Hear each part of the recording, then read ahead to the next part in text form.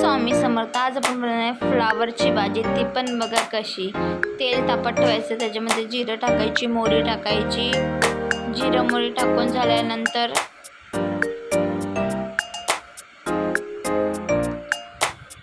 हिंग टाकायचं थोडंसं. हिंग फ्राय झाल्यानंतर हे सगळं मला लसूण टाकायचा. लसूण पण फ्राय झाल्यानंतर कांदा टाकायचा. कांदा पण फ्राय करून घ्यायचा. कांदा फ्राय झाल्यानंतर हिरवी मिरची टाकायची.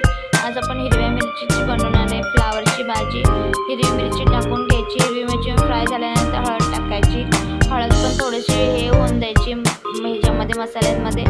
थोडंसं हे झाल्यानंतर मग फ्लावर टाकायचं.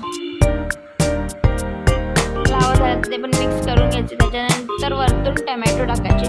टमॅटोवर थोडं मीठ टाकायचं. मग मीठ टाकून घ्यायचं. मग सगळं एकत्र मिक्स करून घ्यायचं. सगळं मिक्स झाल्यानंतर झाकण ठेवायचं 15-20 मिनिटं. भाजी चांगली शिजून द्यायची.